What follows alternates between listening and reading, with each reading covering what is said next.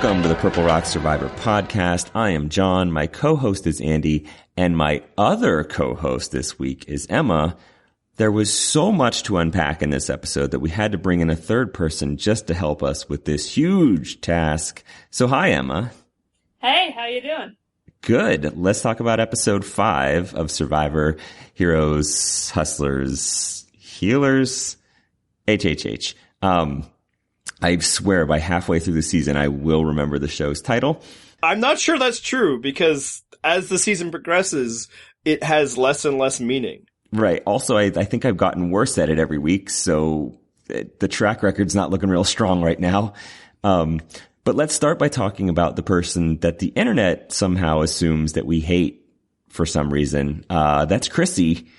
Chrissy had a very confusing episode, and since specifically the internet thinks you hate Chrissy, Andy, do you think that she had a good or bad episode this time?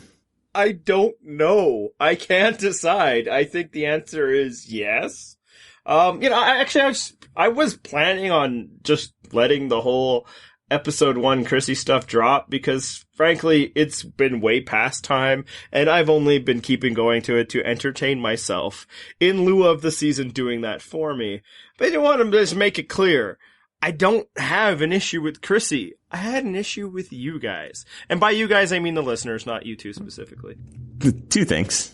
For Chrissy and for most of the people on this season, I yet to really have an opinion, and this episode wasn't helpful because I felt like, as it was happening, my first reaction was, hey, good on Chrissy. I was ready to praise her tonight.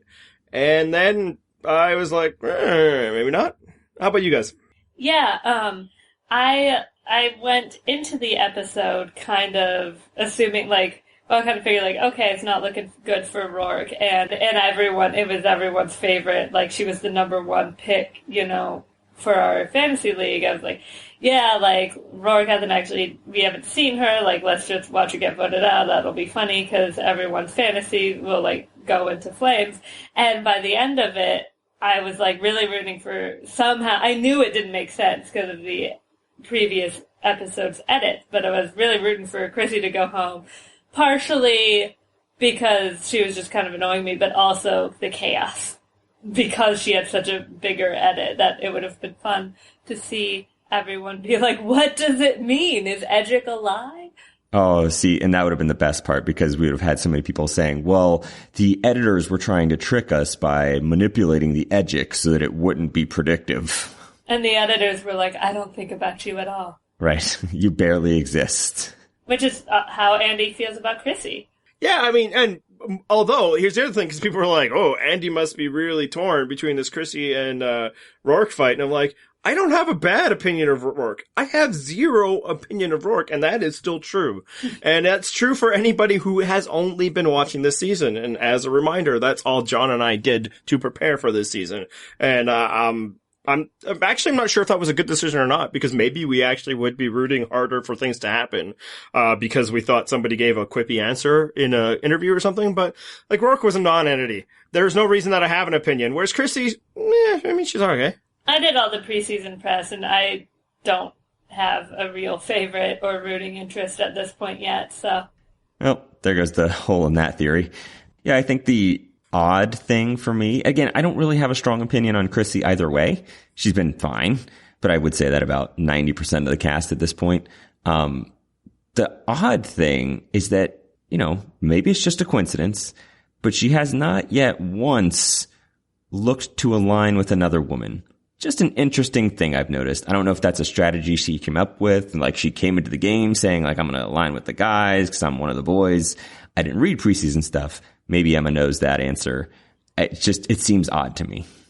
I don't recall her mentioning that in any of her preseason press, but I definitely get what you're saying. Like, I definitely have gotten that vibe that she's sort of the older version of the, like, oh, girls are just so much drama. It's just so much easier to hang out with guys. And it's like, and just the competition aspect almost as well. Just sort of viewing other women as competition versus allies, which, I mean, obviously in Survivor, they all are your competition, but, you know, so are the men. Yeah, and it's not fair to compare her with one of the all-time greats in Survivor Goddess, Kim Spradlin. But I remember Kim specifically saying, like, she came in excited that she's going to work with the guys because she has brothers and she's, you know, used to being around these manly men types, and she was going to bro down. And surprise, she's on an all-women's tribe, and she, like, adapted her game to that. And I wonder if Chrissy came in with that strategy and has not really adapted her game in any way. All right, you guys are stretching here, I think is what I've been told, because clearly only somebody who hates Chrissy could ever come up with this idea. It's certainly not something that several people this week have been coming up on their own. I will say, like, maybe to be fair to Chrissy, there are not a lot of data points. You know, basically there's two women that she hasn't been that interested in. Although, you know, I think maybe you could stretch that to Allie, and we don't know what her relationship with Ashley was. Well, the thing is, I think we don't really know her relationship with Ashley, but we know it wasn't strong at the very least. Yeah. But I think where, like, I came to this conclusion, and why other people are starting to come, like, as a possibility, and a conclusion is too strong, as a, is where we're kind of at, is that it seems like with both Katrina and with Roark, Chrissy immediately just is like, nah, I'm not into that, no. And to bring it back to the whole week one discussion, that, you know, okay, fine, I can't let it go. But it's more that I think none of us were right. I think the simple just truth of it wasn't that, you know, Chrissy was making the super savvy social play, understanding she didn't want to rock the boat. It also wasn't that she was letting a once in a game opportunity pass her by. Is that she didn't want to help Katrina out, and she had decided that before, like, they'd even been on a tribe together. And it seemed like the same thing from exit interviews and what other people have been saying, I guess, in secret scenes. She immediately tagged Roark as the person who needed to go. And it's just like, why is it them? You know, why can't it be like, let's meet people and find out? Like, why are they threatening? And again, it might not be a woman-woman thing. Yep. It's just interesting. Yeah, I brought it up just kind of as a way to tease people in that, you know, you guys all want me to be the bad guy that I've been picking on, you know, Chrissy, when really I've been picking on a decision Chrissy made. And I've been picking on my listeners and readers. Is that, you know, it'd be fun to see if people keep celebrating her if she continually targets women, and lo and behold. But more, I think, you know, separate from the, you know, woman situation, it's more that Chrissy seems very particular in who she wants to work with and who she will not work with. And I'm not sure that's a strong sign of a good Survivor player. Agreed. I mean, again, it just doesn't seem like she's super adaptable. And I think that is probably going to be the case with some other people that we'll discuss later. You know, they have a certain playing style and they're just not willing to change their game. But the interesting thing for me is the, like, standard trope throughout many seasons of Survivor is a mere mention of a women's alliance just causes things to happen inside men's brains. And Chrissy, to her credit, was able to exploit that thing that happens inside men's brains tonight. So what did you think of that, Emma? Emma, were you impressed with her move there? Yeah, I mean, it's kind of interesting, you know, there's been a lot of talk about, like, oh, I don't like what it represents, but it was a good move, you know. And what I kind of, this might be a reach, but what I kind of compare it to in terms of, like, a real-life example is how people say how, like, if a creepy dude is, like, hitting on you, as I'm sure you guys know, that the most successful way to get them to leave you alone is to be like, I have a boyfriend, or, like, I'm married, something like that. And there are people who are like, oh, but that's, you know, like, and I've talked to people who have said, like, oh, but you shouldn't do that because that just says, you know, it only matters, like, not your no, but that you, like, belong to another man or whatever. I'm like, yeah, sure, it sucks that that's what the actual situation is, but on the other hand, you gotta do what you gotta do to get the creepy guy away from you. And obviously this is a little different, but it's like, look, maybe, and who knows, maybe Chrissy likes, in theory, the idea of, you know, girl power, women's alliance or something, but also knows that, like, okay, JP likes that Roark is good in the challenges, and I'm not good at the challenges and we weren't that close, maybe he'd, be willing to vote for me. I don't think he probably would, but, or maybe he'd want to vote out Ryan, who she's closer to. What's a quick way to make JP feel like he's a target? Yeah, I think that might have been a path of least resistance thing. I'm with you on that. And it certainly was a quick way. It was instantaneous. Immediate. Worked. I mean, you can't argue with the results. My God. Yeah, and before you criticize JP for that, it's like, well, clearly he would not be, oh, cool, I'm very proud of you, women, for getting together. I mean, that's like the worst news for him, right. Being on a tribe of, 2 men, 3 women. I will say, beyond the, using the Women's Alliance thing as a threat, again, it worked. What impressed me about Chrissy, because as I'm watching the scene with her and Rourke, what we're seeing is how Chrissy succeeds. Because clearly Rourke is going home. The second she got a second, confessional, she was going home tonight. Right. There was no, mystery to any of this. So I was watching, it was like, good on Chrissy for, jumping on the moment, right? It seemed like as soon as they got back, she, and Rourke went off to talk, which allowed Chrissy to control the narrative. It allowed, Rourke to not be scheming with people against Chrissy. I was, again, getting to the idea of how I'm conflicted about how to, interpret my thoughts and, how, if I'm impressed by her or not. I found that all impressive. I thought it was very good, active social play. Active, in fact, in a way that, I was kind of maybe pushing for, and other people told me you shouldn't stick your neck out that far. A superior social player like her would never do that.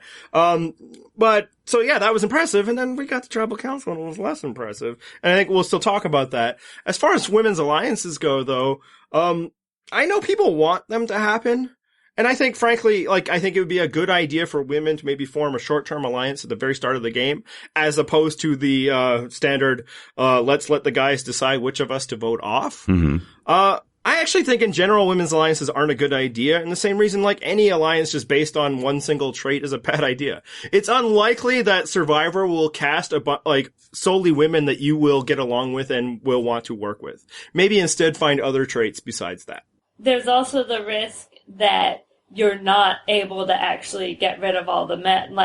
Not that they're inherently going to be better at the challenges, because obviously those who have succeeded at this, Kim Spradlin, Amanda, and Parvati were able to, win challenges to vote out the men, or talk Eric into giving it away. But, have somebody give away also a tribal council. Both times, the men kind of did it to themselves. Right. But this is what leads to a situation about Keith almost winning Survivor San Juan del Sur. Or Chris Daughtry winning Survivor Vanuatu. Right. Is that they had a jury, full of men and who felt burned by the women. And San Juan del Sur wasn't even really a woman's alliance, per se. It just kind of fell into place that way. But it's still, because of that, you still had Keith as sort of the underdog, and that would have happened, and that would have sucked just like Vanuatu sucked. Yeah, and if you make an alliance that's totally based on one easily perceivable trait, it's kind of hard to trick other people into no, I'm also working with you. It's I'm missing something to be part of this club.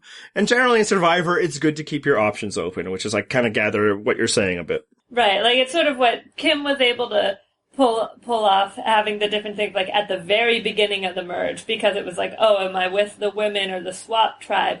And because it was a gender split season, you're kind of able to spin it as, instead of being the women, it's just my old tribe, But as soon as, she had to start turning on them, then obviously that's who she's siding with.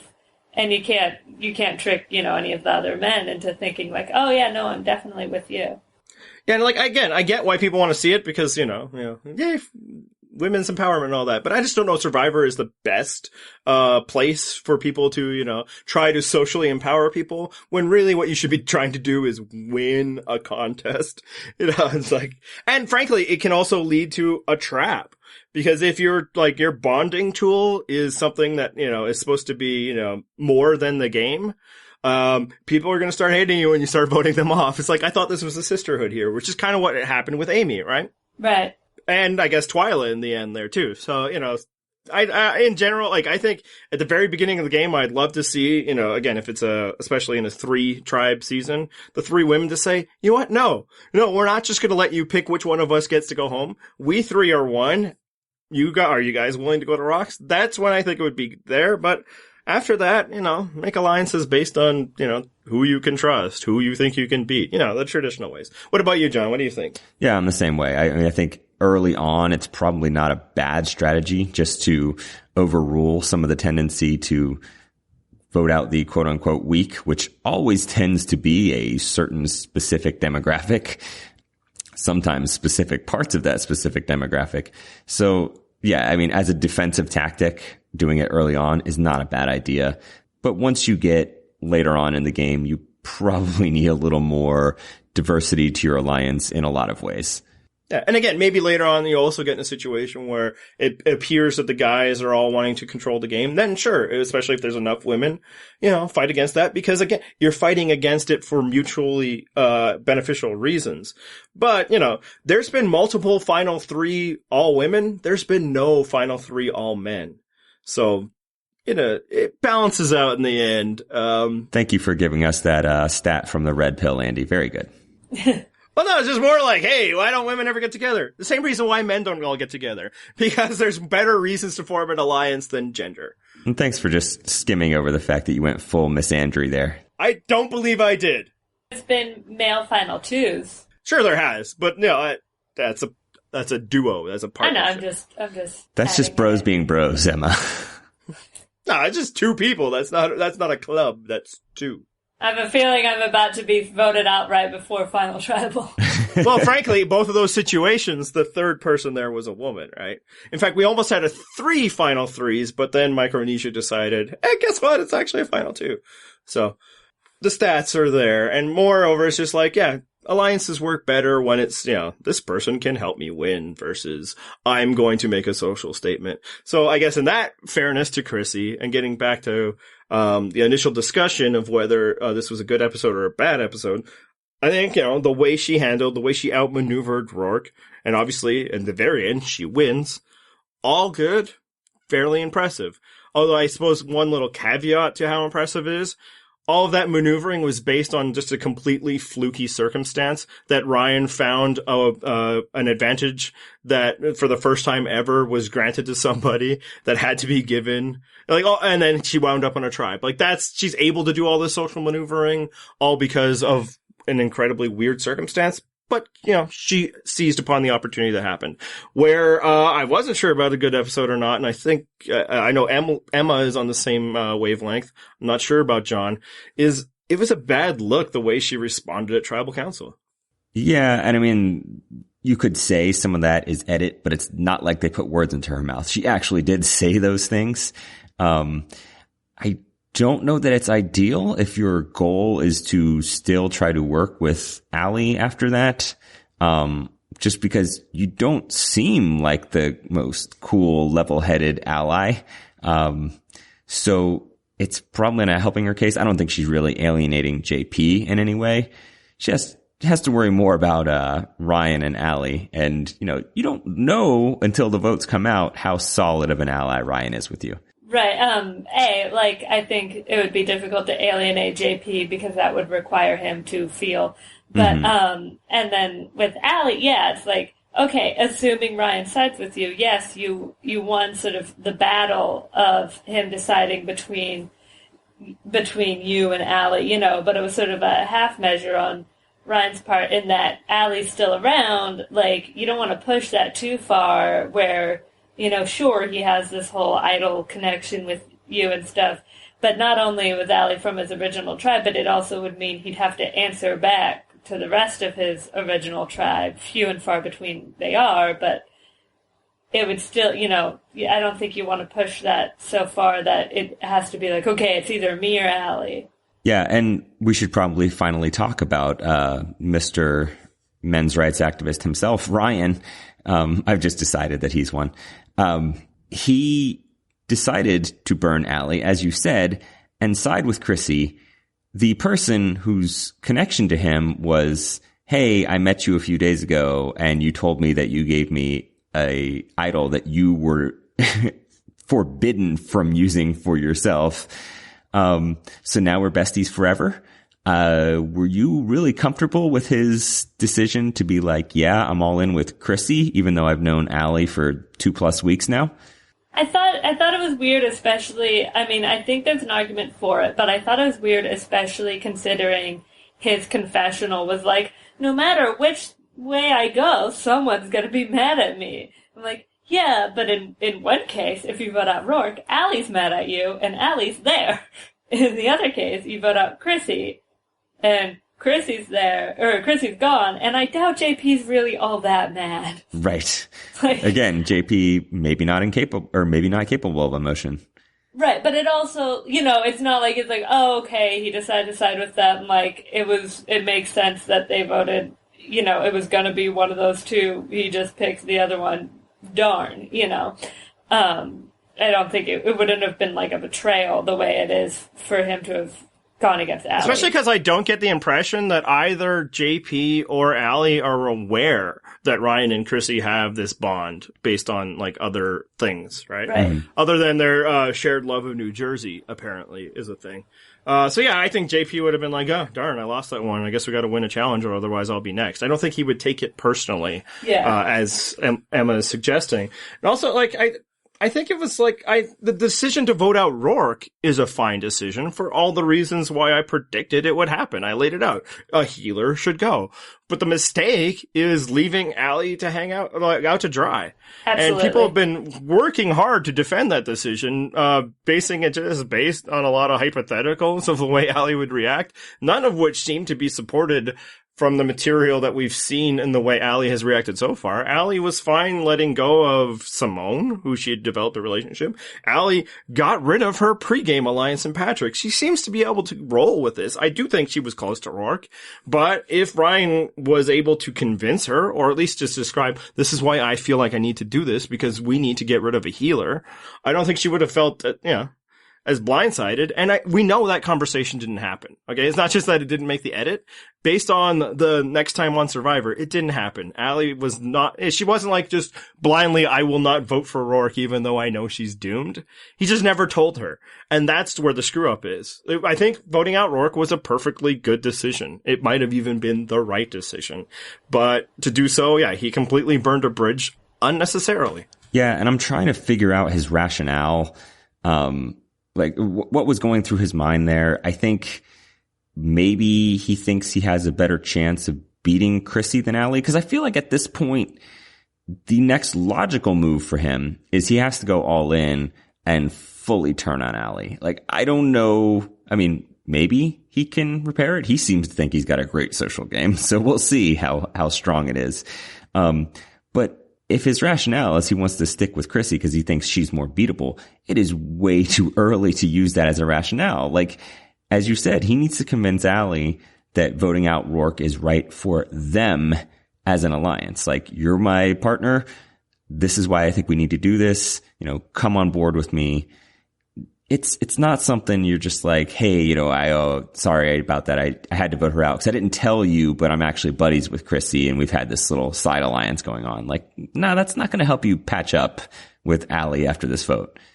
Yeah, and maybe Allie wouldn't have budged.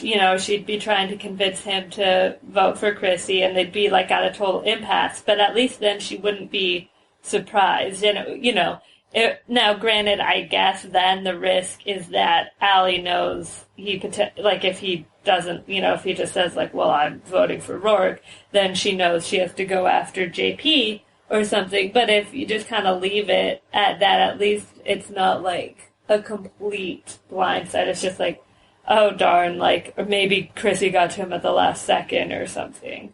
Yeah, or at least when they get back, he can say, look, I told you, and I really think this is right, and I'm sorry you disagree, but this is what I felt I needed to do to help all of us. And by us, the hustlers, I guess it is. And, I'm glad you liked Rourke, but she was dangerous in a way that, JP and Chrissy, I don't think are. And this is what, I think, and Allie might still be upset, but I think it's something that you could get over. Whereas I think there's no repairing this relationship, unless Allie just realizes she needs to act like there's a way to repair it. Again, the next time on Survivor suggests that that's not what's happening. So yeah, I think he just totally screwed this up, and I'm trying to wonder why. And what I've come up with is there's two possibilities. One is that he got so excited about the idea that this, advantage he found that otherwise provided no advantage for him, has this secondary use. And he didn't want to throw that away by throwing away Chrissy, basically. Or, and this could be to Chrissy's credit, last week it kind of seemed like when Ryan told her about it, that she bought his hook, line, and sinker, that it was about a connection they had formed rather than Ryan puzzling out who was the most likely to need the idol. Maybe that's true. Maybe they actually did form a connection in, the opening moments of the game. Maybe they both they both, I believe, are fans of the show. Maybe they're both kind of geeking out in certain ways and they caught each other's eye, and, it sounds like sometimes that's all it requires in Survivor is just kind of a moment you share, and then it's like, I get this person, I'm going to work with him. So maybe that's it. Maybe he did get a vibe from the very beginning of the game, maybe in the Ponderosa, that Chrissy is somebody who's kind of like me and somebody I can work with. And that's why he decided to basically kind of undo a lot of the stuff he'd been doing in the first, 9 days out there. And Chrissy and JP, that's how I'm going with. Allie is nobody to me. I mean, it could be that he has a good working relationship with Allie. Like, it's a more professional, like, hey, we are business partners. We are working well together, versus maybe he just genuinely likes Chrissy. Like, there's some kind of connection there. You know what I mean? So it's a different level, maybe. Yeah. What do you guys get in of the relationship between Allie and Ryan, what we've seen before? Because some people in our comments, or maybe it's just one, has been suggesting that, like, Allie was always just telling him what to do, and it wasn't equal partnership. And I didn't get that impression at all. Yeah, I don't know. Because I feel like she was kind of more into the idea of keeping Simone. So obviously, she didn't tell. Like, maybe she did more of the talking and keeping Lauren. But even then, that actually I think was more Devin. So I don't know. It felt like, to me at least, from what we've seen, they felt relatively equal. Yeah, I think Allie seems to be a pretty flexible ally. Like, she's not coming in with some hard and fast, like, stubborn strategy of, hey, this is the way I've decided we're acting and this is what we're going to do. I mean, I think she's proven repeatedly that she's willing to change her strategy if she can be convinced by the rest of the group, or, that if it works better for her in the end. That she voted out Patrick. Right. So any idea that she's like this intractable person, it's like my way or the highway, I'll never vote out Rourke, is patently ridiculous. Somebody she'd hung out with prior to the game in a completely unusual circumstance, she got rid of. So yeah, I think she probably would have, if not agreed with it, understood it. But, Ryan is all in on, Team Chrissy Ryan, and cool, I guess. Sure. My opinion on Ryan is, I don't hate him, because when he's just honestly discussing his game, when he's just, stating facts that are happening, like describing, just basically narrating what's going on, giving us a sense of what the tribal dynamics are, those sorts of things, he's fine. He's actually a decent narrator. It's just when he shifts into this act of, I'm Ryan, the self-deprecating guy, like, he loses me. And I get that he probably had to, like, do that all the time in the casting process, and that's his character, and it's hard to turn that switch off. But it's the same sort of thing as Zeke, where it used to annoy me that Zeke, when he's just talking about Survivor, talking about gameplay, is great, very interesting to listen to. But when he flips on the switch and wants to be the personality known as Zeke, he's no longer interesting because it's just too put on. I get the same vibe from Ryan. Like, just tone it down and be Ryan and tell me what's going on, and maybe I kind of like you. I think my issue with Ryan is the things that he's clearly succeeding in based on the things other people are telling us don't translate at all. It's like, apparently he's really funny and charming. I don't find him either, It's like he hasn't been funny for me. So it's like, the things he's doing well, it's all being told to me. I'm not seeing it, in part because maybe it's hard to show. So it's hard to be impressed by anything he's doing, because what we do see is like, oh, okay, I guess he decided to, abandon Allie. He can't roll a ball up the hill. What was he even doing on the hardest part of that course anyway? I don't get that. Yeah, I had that same thought. I was like, I mean, gosh, do people really just think, like, oh, well, he's the boy, he's got to do that. Like, he is definitely smaller than either of those other girls. Like, he should have been on the first part. I don't understand what they were doing. And the very fact that he wasn't maybe is another symbol of his social game. That people, like him so much that they've kind of ignored the fact that he's like a 90-pound weakling. And maybe he has secret bellhop strength that we don't realize, but it doesn't translate in the wormification of Survivor. Yeah, I mean, okay, to be, like, perfectly honest, I think this is one of those things where now being more involved with the community ends up affecting things, because having done pre-game press, and I kind of filled you guys in on this, you end up learning things about people, and in the current climate that which we are in, it becomes very hard to look past those things. Whereas maybe it's probably true for other people on this season, but you don't know for sure. You should probably spell out what you're hinting at here. Okay, well, basically just like, yeah, no, and granted, you don't know exactly how he voted. He could be more moderate, but like, it's the Anna Kate problem, but less extreme. It's just sort of the political affiliation is harder to get past. And I think with what John was saying, I kind of get that same vibe. And I think the issue is, compared to other sort of nerdy Survivor super fans of the past, is I don't think Ryan has any, like, neuroses. And now that's fine, as a person. Probably lives life a lot better.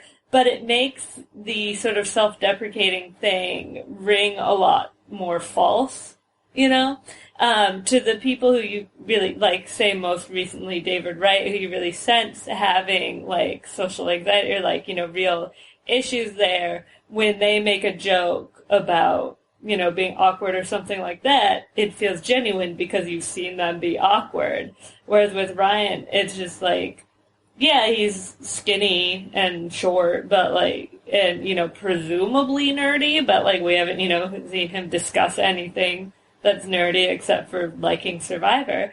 That it rings a little false to be like, oh, like, sure, okay, I don't think he's lying that he's never had a relationship, but when he's like, saying that, it's not like, oh yeah, poor awkward little Ryan. It's like, well, if he makes everyone laugh all the time and like everyone else seems to like him, so clearly there's something else going on there that's like leading to that, and it doesn't feel as genuine to me. And so maybe that's the issue other people have had with characters like that I haven't had before, and now it's like, now I don't connect with him as much, and maybe that's how other people have felt before. Well, he's this same guy who's making all these self-deprecating jokes about himself while simultaneously talking about how great his social game is and how, he entertains people and he gets along. Like, it's, right. Pick a lane. Yeah. Be the, nervous for every social interaction guy, like say maybe Dr. Mike, or be the arrogant guy, but you can't do both. And frankly, I'd be fine with the arrogant guy. Yep. It would be the height of hypocrisy for me not to be. What he is? He's trying to be David or Cochran or whatever, but what he is Spencer. He's a less athletic Spencer. Yeah, because that guy was certainly a little entitled. I mean, he was still, fairly nice and was connecting well with people, but, there was an air to him when you go against what he thought in his opinion, then he'd get a little, little uppity about it. And we saw that earlier with Ryan and Lauren. I mean, it caused Probst to say that Spencer would never win the game. And Spencer didn't really do the whole self-deprecating thing, because it wasn't, like, he made jokes about how terrible his tribe was, but fair. Yep. Yeah, but he still was that sort of nerdy, super fan archetype, but, more athletic. He even was also Republican, although I'm not saying that's necessarily what leads to that attitude. That's just a funny coincidence. And I'm not sure if he still is, or if he just said that like Mitt Romney thing on his bio at the time. People change, but I don't follow either of them on Twitter, so I don't know their lives. But yeah, I think he's trying to be a character he isn't actually. if that makes sense. Again, I think it's just probably part of the casting process. He had to lean a little too hard into a character that's not entirely him, but there's part of it there. Yeah. But you're not in casting anymore, man. Just be you. They can't take you off the show. I think the other problem we might be having in fully evaluating Ryan's decision to burn Allie is that we didn't want him to. True. But again, I think, yeah, as much as people want to think I'm, retractable and or intractable and will just root against certain people because I hate them so much, when the truth is, I just like to be right about things. And moreover, the people I like are the people who are good at Survivor, and I will cut somebody fast if I don't think they are. But at the same time, I didn't want him to burn Allie, but I've noticed that John wasn't particularly impressed with Allie this episode, and I wanted to know why. Yeah, I mean, we talked about Ryan talking up his social game, when really I think Allie is the one that we've seen like demonstrated abilities of her social game. She's forming these bonds with people and, willing to cut them when she needs to. The question I had here was her strategic game. 'Cause on the one hand, grabbing Rourke as like the swing vote, if you don't realize that there's a connection between Ryan and Chrissy, and she likely doesn't, it's not necessarily a terrible idea, but you have to know like a merge or a swap is coming. And I don't know how much you trust that, the healers have enough divisions that you want to go in there with 6 healers still in the game. So I don't know that I liked her strategic thinking there. She even mentioned like being part of a 6-7 person alliance. Cool. But just go into that with, 3 or 4 people, not clinging to the bottom of it. Yeah, a couple of things. For one, it's like when Rourke was, mentioning that to her, you just say yes, because you're trying to win Rourke. You don't really care about the rest. So yes, agreed. The answer is yes. I want to be on your side. But yes, as you say, she did talk about in confessional. It's possible she did that with the understanding that Rourke told her, yeah, I have no care about Joe or Cole. Right. Which seems to be the case, as Rourke had incredibly elaborate schemes to flip on both of them that I don't think we're going to be successful, but good on you. So I didn't come my way with the same, like, oh, Allie, this was a tough episode for her. It was a tough episode for her in the way that she lost. But, she lost in part because she trusted somebody that she's been with the entire game. Yeah, I don't fault that one at all. Yeah, I mean, I can see, I kind of agree with you, Andy, that it's sort of like because the healers were untested, that there being like a lot of them mean that you can kind of side with them at the beginning, especially if they have like a 13-person merge again, which I don't think they will. But these bigger merges have tended to have like a huge, voting block, to use Stephen Fishback's term, like a huge group that's not even really an alliance, but they all just kind of decide one way, and then after a while it breaks down, and so then, maybe eventually the healers are like, I'm just so sick of Joe or of Cole. I mean, they're not going to want to keep Cole around until Final 6, like, I would assume, especially if he starts winning challenges at all, so that maybe she's thinking like, okay, they'll start to break down. Rourke said she was close with the girls, like, maybe, the 4 Maybe of it would us, have been a women's alliance! Yeah, Alliance. They could all get together, as like a foursome, and then, start take power within that group. And I would say the other thing in Allie's favor is, as the results of this episode showed, maybe finding a path that didn't involve the Hustlers wasn't such a bad idea. Because that lock-solid connection with Ryan didn't seem to work out so well. Mm-hmm. And again, how much do you trust your connections with Devin and or Lauren? Lauren, who seems to hate everyone. Right. She's also got to assume, like, I don't think she should trust her connection with Lauren, but also you've got to think, like, if that tribe that Lauren's on ever loses immunity, like, I mean, now, who knows, maybe they'll go another way, but, like, from the outside, you've got to assume that she's an easy vote there. So you could be down yet another one, and then, okay, there's 3 Hustlers, and maybe, she's probably picked up on Ryan and Devin being close, so she, and apparently Chrissy didn't like her either, so she's not going to be able to bond with the heroes, so. Well, we should talk about the rest of that here, or the former healers tribe that's dispersed throughout the game now, because we also got to see some of Rourke's former tribe mates finding an idol. But no, it was not Cole or Joe, who theoretically should have known where to look for a freaking idol since they've already found one. Jessica instead goes with Mike and lets him find the idol, which, was that odd to either of you? Andy, did you think that was strange? I'll say for myself personally, I'd rather have the idol. Just now, I'd be there. But I actually kind of liked it in that circumstance. For one, it's possible Jessica just doesn't want to have the idol. There are people like that. Again, I don't think I disagree. I don't think I agree with that. Because, the whole, I don't need to have an idol, or idols just make you a target, is fine until you need that idol. And there's been plenty of people who are like that way, and all of a sudden they're like, my only hope is to find an idol. Too late. However, in terms of winning over Mike, to totally bring him into her alliance, I think this was the better way of doing it, rather than, hey, Mike, help me find an idol, which just reinforces you're a tool for me to use, not really an ally.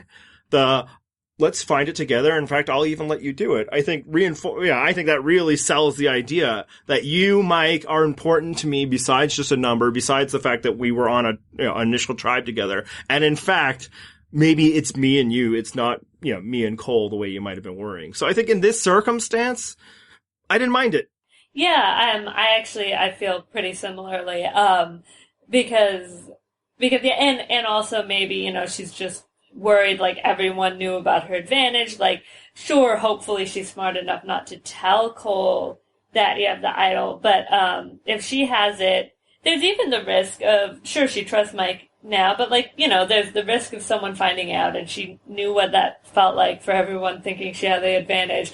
Of course, I'm sure she explained it to them, and so they know she doesn't have it anymore. But yeah, and especially because Mike was someone who's very likely going to be the first boot had he been, had the healers ever gone to tribal, and he probably, had a sense that he wasn't fitting in as much socially with that group. So this kind of, like Andy said, was really reinforcing that, especially since he's, they've got to think their tribe's done very well. They've got 3 healers, so his odds of making the merge are very, very high at this point. And once he's at the merge, his odds of being targeted right away are very, very low. So and there is value in knowing where the idol is. Mm-hmm. So, sure, it's nice to have it, but I think, they also know, hey, if, maybe she's smarter than Cole and Joe, and they're like, hey, it was hidden here.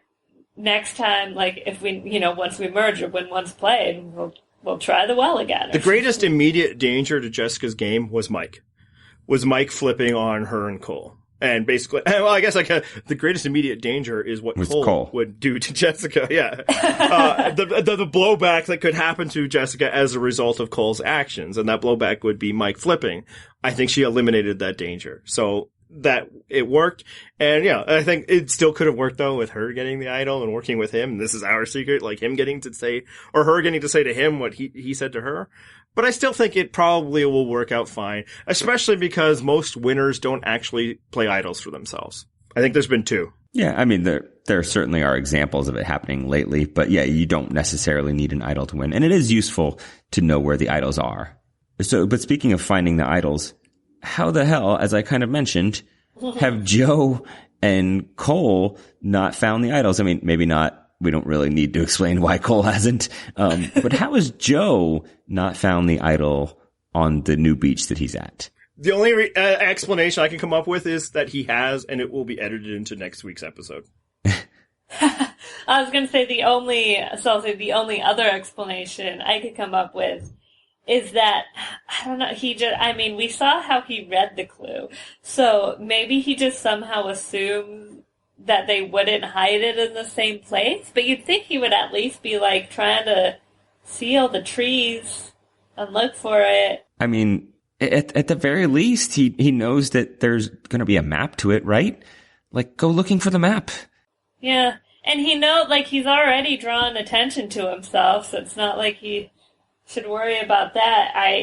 Yeah, because I got nothing, man. It doesn't make a lot of sense. Yeah, I'm very confused unless, as Andy mentioned, we see a scene next week of Joe finding an idol. Oh, what a surprise, just before they leave that beach. Yeah, and like somebody like True Dork Times will look at the screen grab and is like, oh yeah, that was definitely from several days ago. Look at, his beard. Look at the sand on his face that happened. Yeah, maybe because of that challenge, exactly. So, and when everybody else is out there washing off their sand, he's out there finding idols. It's possible. So, although if it's because of that challenge, he still should have found it earlier. Indeed. Yeah, seriously. You should have found it almost immediately. I understand maybe not the first 3 days because it's all tense. It's a standoff, and you can't. Yeah, and he already had one, so he's like, I'll make it through this first tribal. But if he leaves that beach without finding the idol, it's just more evidence that you, sir, are no Tony Vlachos. Hey, speaking of that sand challenge, though, we didn't mention Ryan's heroic music that he got for failing miserably in that challenge. Are we going to read some Edgic into this? Andy, are you convinced? Was that an OTT5 something? I don't know any of that bullshit, but I think it's important. I think it means something, and I'm not happy about it, to tell you the truth. And not because I'm rooting against Ryan, but it's like, come on, man. Like, be a little less obvious, because this was not a triumphant moment at all. How it ended was JP throwing him like a sack of potatoes in like a failing effort. But yes, he finally got it up that hill. Look at him go. The only person to struggle so with a challenge that frankly wasn't that difficult. But, they swell the music. If it was Stephen Fishback doing that, it would have been sad trombone. Clown shoes. Yeah, for sure. So I think it means that Ryan will not necessarily will win, but will be successful and will be with us for a long time. He could be the classic, fourth place. Yeah. Or maybe, he's the front runner and then gets taken out in this year's new twist on how that will work at the end that we haven't discussed at all, but I just kind of remembered it was a thing that we've noticed. Oh, right. I totally even forgot how that works. Yeah, because he certainly won't be the person winning the challenge. What about you, John? Did that register for you at all? Not really, because honestly, I never really pay attention to the music. And I think it's mostly because I live tweet during the episode, and multitasking is not ideal for your concentration. So a lot of times during the challenge, especially, I'm not totally focused on the show. Like, I'm watching the challenge to see if there's anything interesting or funny happening or whatever, see who's winning. But it's not getting my complete attention. Yeah, I gotta be honest. I didn't notice it either. Yeah, I'm not usually hyper-focused on this stuff, but it was just so brazen. Because I'm like, what, am I supposed to be impressed right now? What's going on here? Because I'm not. Because again, I don't like watching people suck. And because you, sir, are no siree. Indeed. Yeah, well, but even there, it's like, it was a different kind of moment than this was. This is like, look at him go. He's finally doing it, like, way too late, and it doesn't matter. And even there, like, he might not. All right, so every week so far, John and I have been discussing, like, hey, who you into so far this season? In a bit of a show that it's like, it's really not that many people, is it? I thought this week we would change it up a bit. Instead of, like, picking a person, especially since sometimes those picks could just be for, like, completely, silly reasons. Like, I really think this person's doing well, largely because I want them to. I'm more curious about what are you interested so far in the season? What storylines have we gotten through 5 episodes that you're excited to see continue throughout? Well, I think normally when it was like Figgy and Taylor, showmances were super annoying, but especially Cole being like a doofus, as I believe we debated in the comments about which was the best word for Cole. I find their whole sort of pairing the most compelling, especially since we have in the next week on Survivor segment, Jessica, being like, I'm not ready to play without Cole. And I'm like, oh, I thought you were over that. Okay, we're still doing this, huh? But in a way, like, it's kind of, I don't know, it's interesting. Their dynamic is different than we've seen, especially now that she's sort of trusting Mike more and hopefully didn't tell Cole about the idol. Like, there's just a lot of different ways I think they could go. And also, I can't think of a single other storyline I care about. Yeah, for me, that's it. It's the saga of Jessica and Cole. It's the only storyline I'm interested in. It's no longer about their little showmance, which, John and I, really unpredictably found kind of adorable when it was first announced. Now it's more just like, how will this dummy make the game harder for her, and how will she, either survive it or be undone by it? I am very interested in this. And even that, next time on Survivor, I'm not ready to play without her. It's because she's not ready yet. She needs him for a little bit longer, and then, she can get rid of it. So, him getting medevac now, I think actually would kind of, submarine her game to a degree. So that's basically the only storyline that's been established so far that I'm interested in. How about you, John? Yeah, I want Jessica to be Sisyphus and Cole to be the Rock, and just let this thing keep happening. Because it's kind of funny, It is. It's been the most entertaining story arc that we've gotten so far, and if it keeps going, great. Other than that, I mean, I'm ready for the post-merge. Like, let's just get there.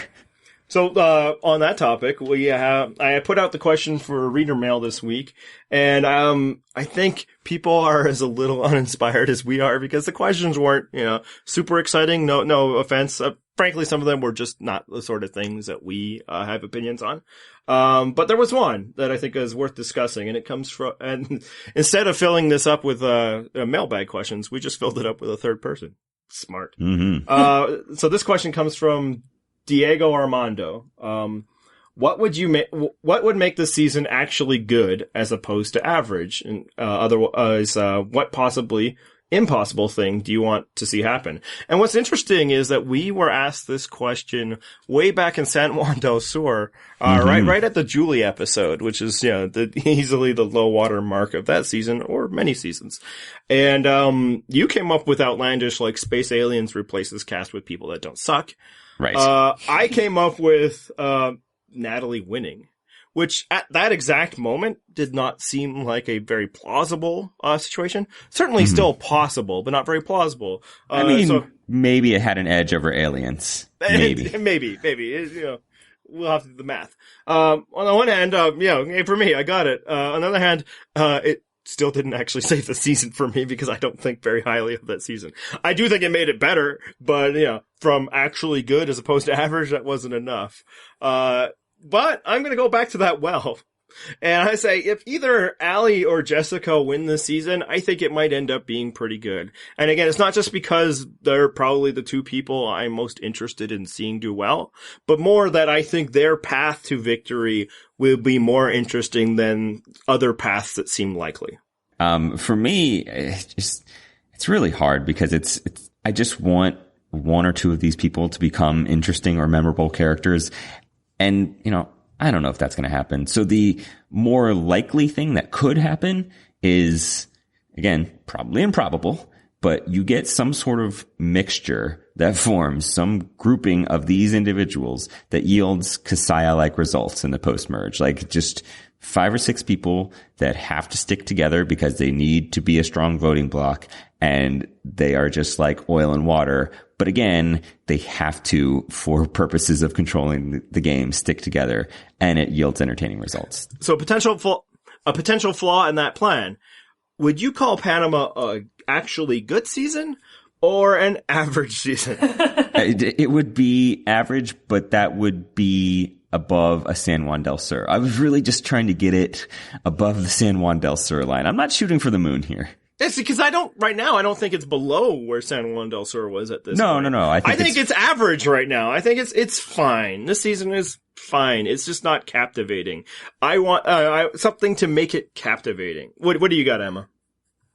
Well, funny you should mention Natalie Anderson and Jessica, because similarly, I don't just think, if I like Allie, and I think if she won, that would be great. But, I don't just want Jessica to win, but I want the full-on Scorned Woman revenge tour. I want, Cole to be her rich man's John Mish, and I want her to just play along like, oh yeah, everything's fine. I'm totally by your side. We're totally still a showmance. And then I want her to blindside the shit out of him. And somehow, to make it like super epic, I don't know what would have to happen, but it would need to be good. Because she gets Cole to vote for Mike, and then gets Mike to play his idol. Nice. Oh, that could be good. Because I'm not as high on San Juan del Sur as some people, but I am higher on it than you guys are. Because I think you're right. I think at this point, this season is better than San Juan del Sur was at this point. But I think Natalie's run there was so much sort of good stuff that happened in it. I mean, I don't know that this cast has a "did you vote for who I told you to vote for" in them. And that's what I need. And I mean, I know that wasn't the part that go to Jonah, but I need something like that. I need sweet little Jessica who just seems so full of joy and everything. I need her to do something super savage and just slay queen, yes. And that would be good. I'd also accept that storyline if along the way there's the subplot of Allie takes out Ryan for betraying her. I'm good with that. Yeah, you know what? That can work too. Any sort of Scorned Woman revenge tour. Because I know I had was it just last week when Cole sort of said the thing, and I was like, I tweeted I want Jessica to blindside Cole so bad. And I don't know if it was because of this, but I know on the podcast, you sort of mentioned I think as Andy mentioned it wouldn't be a good idea for her to have gotten rid of him at that point. And I'm like, oh no, I don't mean she needs to blindside him then. Yeah. Just in general. You serve the revenge cold. That's the whole idea. Yeah. You make him think that you guys could be something after the game. These feelings are real. You know what might be even more interesting is she gets to the end with him and then just totally destroys him at the final tribal. Just totally reminds everybody of what a drag he was on her and how she used him and what an idiot. And we all know he's an idiot, right? And what's the deal with him and the peanut butter and all of that, and just drags him and sweeps him. That might be even more interesting than blindsiding him, because he would just be sitting there what's going on?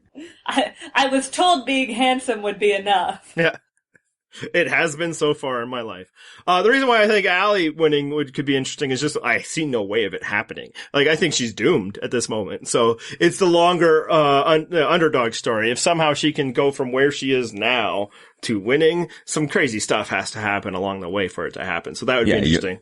You'll see her flex that social game muscle that she has. Now, one other thing, besides these specific outcomes, maybe just the fact that, right now, one of the reasons why we're not enthusiastic about the season is it's a little, everybody's just okay. Everybody's there. There's nobody I hate this season. And in fact, I kind of wish there was. It would be easier to have some level of passion, even if it's rooting against somebody. And there's nobody I really love. Jessica's my favorite player. I think on most seasons she'd be a 5 or a 6, at 5th or 6th place, not a 5 or a 6. But maybe that parody of nobody's really taking a hold of the game. Nobody is really, well, actually, a few people are really coughing up the game, such as Cole. Maybe that'll result in a post-merge with a lot of swings and, shifts and stuff, and that could be interesting. The one caution I have on that is I'm particularly not a big fan of parody. I prefer excellence. So it could be... Yeah, the downside to excellence, though, is that from the historical track record of Survivor, truly dominant excellence tends to result in bad seasons. Right, but among bad seasons, I favor ones with excellence versus ones without. And if this ends up being a season with, not even, near excellence, then I might be one of those people who hates it more than the seasons that everybody else hates. Because in the absence of a lot of good things or interesting things, I at least like to see somebody succeed. And I worry that we're not even going to get that. But again, maybe it'll coalesce in a lot of people, because I still feel like there's probably about 4 or 5 people who have a shot at this. Yep. And maybe that will continue throughout, and that could be interesting rather than, us pretty much knowing who's going to win, 3 episodes before it's over. All right, so let's do our weekly gimmick and go for a heroic healing and hustle moment of the week. We'll start with the heroic moment. Emma, what was yours? Is it a cop-out to say Ben? No, that's the obvious answer. Yeah, because I don't think there's any other answer. Yeah, the opening segment with Ben is obviously the heroic moment of the week, unless you've got something different, John. Of course I do. This one goes to Cole's tribe, who managed to not tell Cole anything important that they needed to keep secret this week. So bravo for them. I'm actually going to give the healing moment of the week to Ben, just because, him putting it out there that, having some mental health issues is not something that you need to be ashamed about. Even in my cold, jaded heart, I was like, all right, that's good for America and the people outside of America to see. Good on Ben. I'm also giving Ben the healing moment of the week. Look at you. And I think, as I think the segment also shows that healing is a process, not necessarily a destination. So yeah, hero and healing. You can win, MVP and Defensive Player of the Year award. There's no rule that says you can't win both of these. What about you, Emma? So now for healing, I would give it to the coffee reward for bringing peace to the Blue Tribe. Nice. No one knows better than you and I, Emma, the healing properties of coffee. That's why I'm in particular so pleased that you chose the coffee as the healer. I mean, really, just the reward. Let's be real. It was the pastries that I'm sure helped them the most. You mean the literally and figuratively sweet pastries? Yeah, what got you more excited, John? The idea of iced coffee. B, Desi properly using literally and figuratively. Or C, Desi washing off the sand topless. What do you got? I was going to say, D, all of the above, because everything about that was fantastic.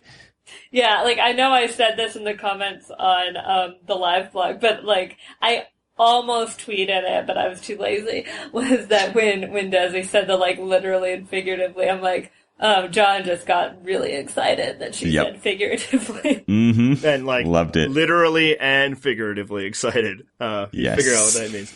All right, hustle moment of the week. Yeah, I mean, I was censoring myself just now, so. Hustle moment of the week, John. What do you got? I'm going to give it to Mike for finding the idol that Joe accused him of finding back in episode 1.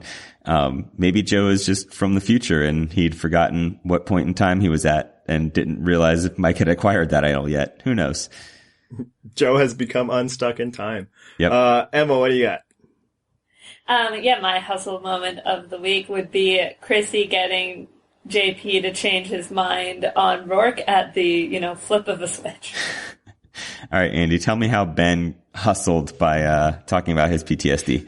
All right, I got somebody else for this one. I'm going to give this one to Lauren for not blowing a single opportunity to remind us that she hates everyone out there always in the segment with Cole. Now, again, to be fair to Lauren, just as it was with Patrick, that's gross and dumb. I would understand why you are annoyed with Cole, but it seems like the show only checks in with Lauren so that she can show us how much she hates everyone and how much she hates being on Survivor.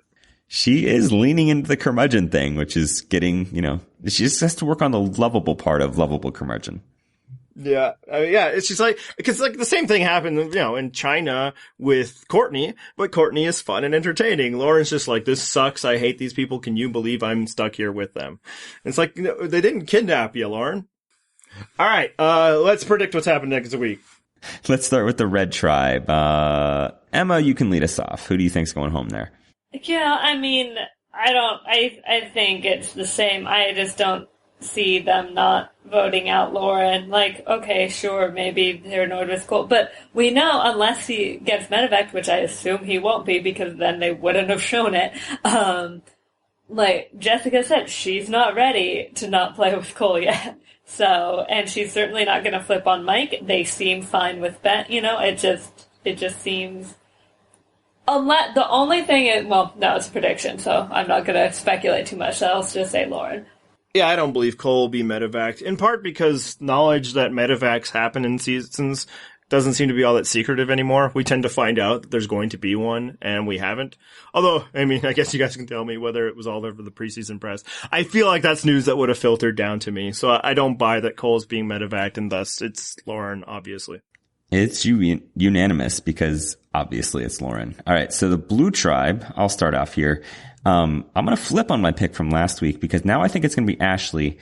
I'm now convinced that there's going to be a narrative where Mike takes out Joe with an idol later on. So that story only works if Joe's still in the game, so Joe can't go home here. Instead, it's going to be Ashley. I'm going to stick with last week's prediction that it's Devin. Only I don't think it's because Ashley sells him out this time. I think Joe will find that idol, and I think he plays it. And so either they were voting for Joe, and maybe Desi actually did flip, or I actually think that the elimination of Rourke from the game eliminates the idea that from Desi's head that she should flip, because she lost her number one ally partner. So Joe, I guess, is the next best thing because he's there. But yeah, I think Joe will target Devin for the same reasons he targeted Alan. Devin feels like a threat in a way Ashley doesn't, and his idol will make that happen.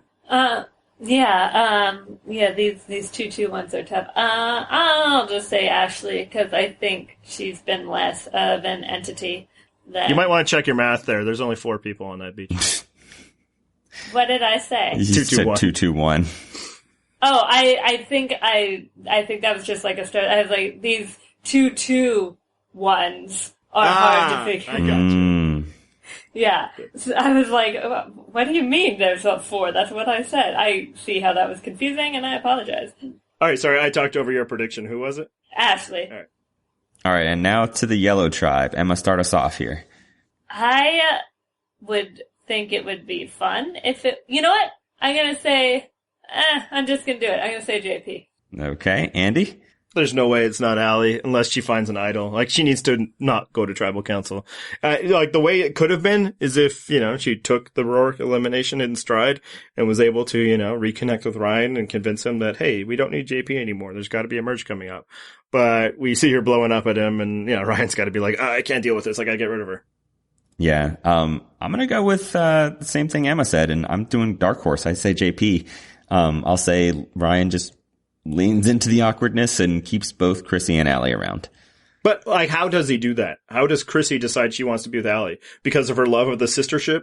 Yeah, exactly. I really don't know. I'm just trying to throw something out there. Who knows? Maybe there's an idol involved. Maybe Allie does find an idol. I don't know. I feel like at least Allie is more developed as a character than JP. JP, yeah. I don't think they're going back to tribal, to be honest with you. But if they did... Yeah, I think that's it. Sure, maybe it's JP. And, like, there should be... Like, the yellow idol was played, so there could be an idol. That's a possibility. Sure. Which is another reason why you probably don't just get so pissy at tribal council, because, people still in the game can be dangerous. Although I suppose if Allie played an idol, I'm not sure she votes for JP at this point. Right. That's true. But I'm saying it anyway. Although, because I think there is maybe something to the fact that they'll be like, okay, we're gonna merge soon. JP's more dangerous. Chrissy probably isn't that, in terms of winning challenges. Sure. Yeah, but I don't even think that's true. I think, Ryan and Chrissy are probably smart enough. Did you see how he lifted Ryan? Yeah, but if there's a Ryan lifting challenge, sure. But, like, there doesn't ever seem to be challenges that, would benefit somebody like JP. Now, to his credit, he's not just strong, he has balance. That way. Right, but Ryan and Chrissy seem like the type that would. Again, obviously you guys are saying JP because you don't want to say Allie and you want it to be JP, which is a perfectly good reason for making silly predictions. But, I'm just punching holes in it because it's like, it's Allie unless they don't go. That sucks. I will say though, I think JP, not quite there, but is almost for me at like Carter level of boring that it's funny, but like not quite. But I think mostly just because I'm having fun making jokes about how boring he is. I was going to make a joke about how JP was so easily crossing that balance beam because he didn't have things like personality weighing him down. I was going to say it was probably because he's a firefighter and he's used to carrying stuff, but yeah, that's not funny. No. It's almost like it's this season and it's the lack of funny people. Because as you say, Emma's having fun, just making fun of JP. This season has forced us to find our own fun. And for me, that was needling people about, a decision that, let's put the cards on the table right now, did not matter and will not matter at all this season. Thus, I will not be gloating if anything happens with Chrissy, nor will I be proven wrong. Her tribe never went to tribal council. It was nothing. But it's all I found passionate to talk about so far, because I imagine it's probably not fun listening to us talk about how this season is like, whatever. Yeah. But if you do want to hear us talk about this season, Best in the business. You can do it at purplerockpodcast.com. You can, of course, subscribe to our show. And you can find all three of us on Twitter.